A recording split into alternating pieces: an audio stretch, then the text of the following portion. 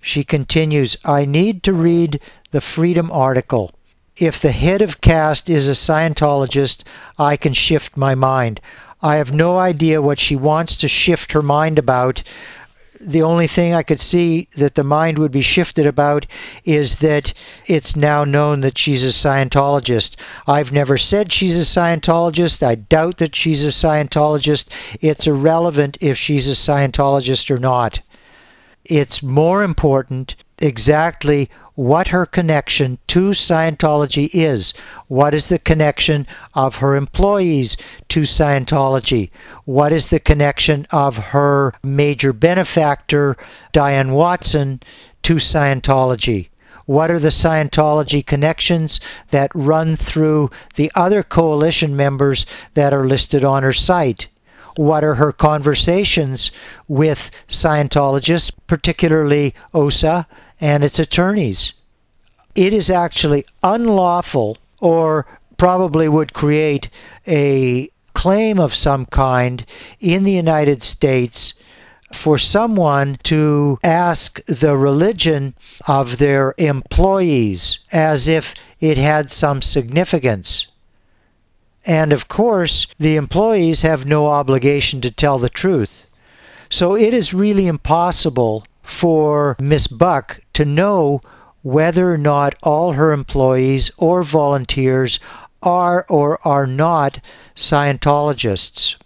So again, whether or not Miss Buck is a Scientologist, it's irrelevant, and Nancy using it to be the one thing which can shift her mind is erroneous. It's an irrelevancy. She continues, but otherwise, Gerry, you are dealing with people's very lives, and none of them have or have ever been anything to Scientology. Okay, I know we're all dealing with people's very lives. We deal with our own very life every day. Everyone is living a very life, and we deal with them. So there isn't any otherwise.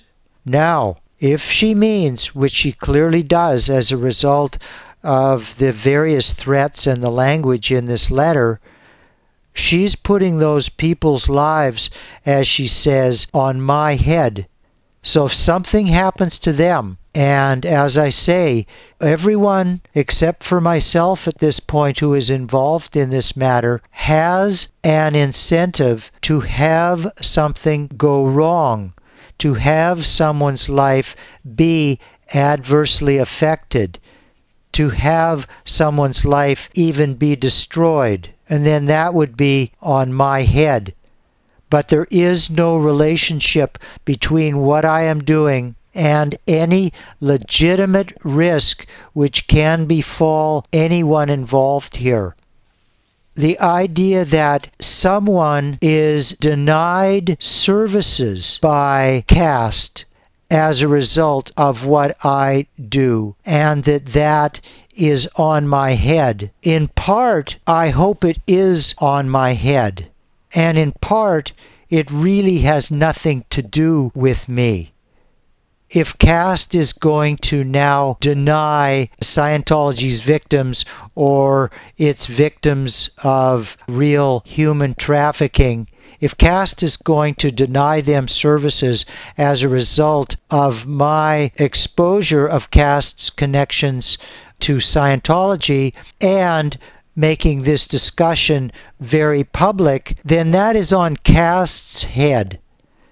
Caste has not been honest in this situation. Of course, Scientology cannot be honest. The putting of those things on my head is a threat, and it is cruel, and it is irrational, and I hope that Nancy rethinks this whole thing and that she corrects her misperceptions, that she rethinks the value of being secretive about this, given her situation, her talents, her abilities, her capacity to withstand Scientology and to deal with their manipulations.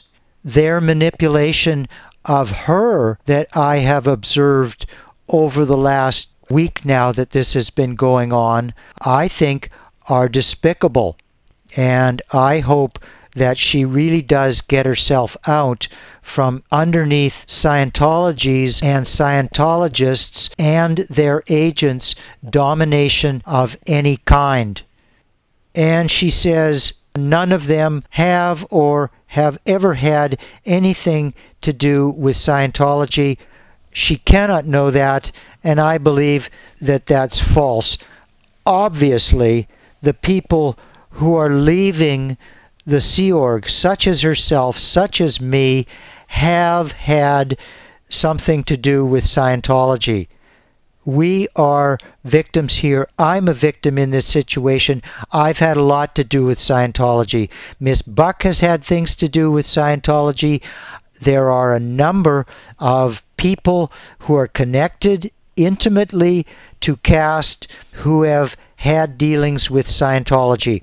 Nancy says, get me the article, and I'm not sure what article because I have assembled a number of articles and posted a number of articles. That's the end of that note. She signs it Nancy, and then she sends me one final email later on in that day. She says, I have no respect for people who find bits of information, jump to conclusions, and take actions.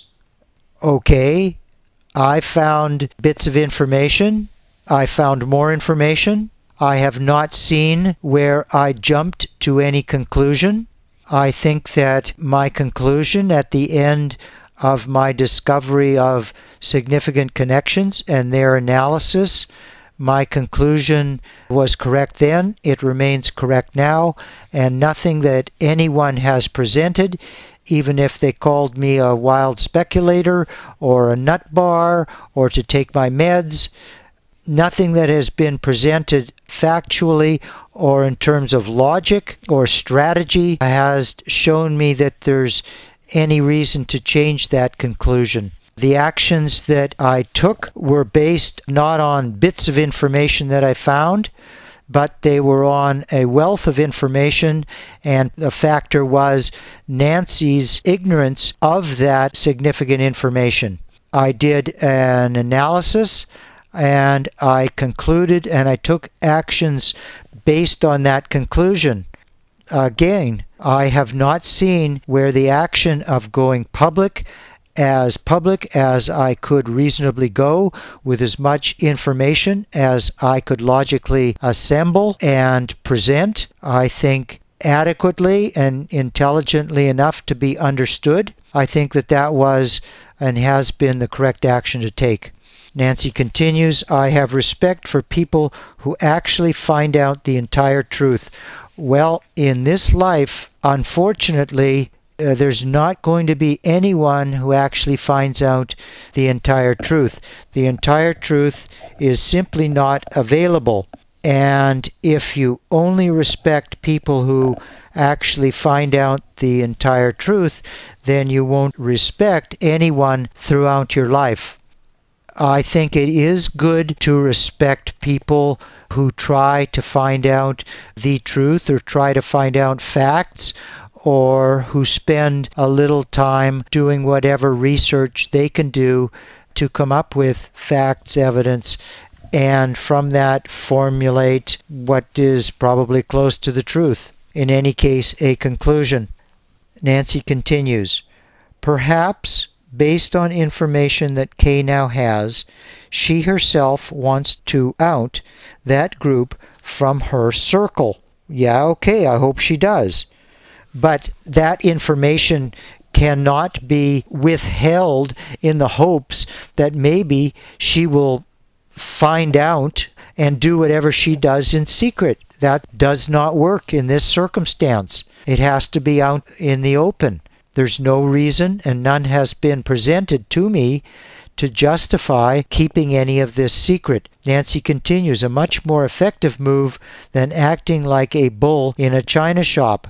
It's true that I took action. As I've explained, that was action based on enough research to convince me that I had to take action. So it wasn't action of a bull in a china shop. Now, I do feel with some of Nancy's comments, the ones which I take as threatening, that is acting like a bull in a china shop.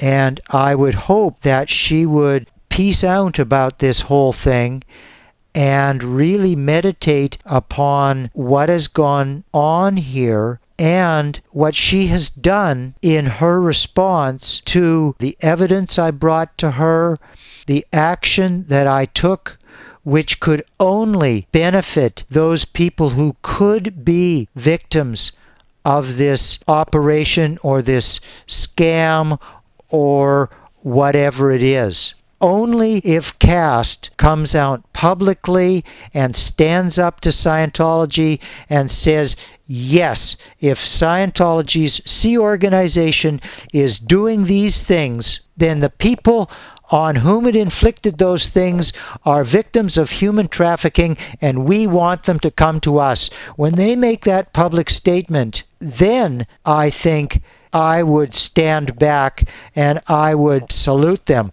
That would be evidence of honesty and courage coming out of that organization.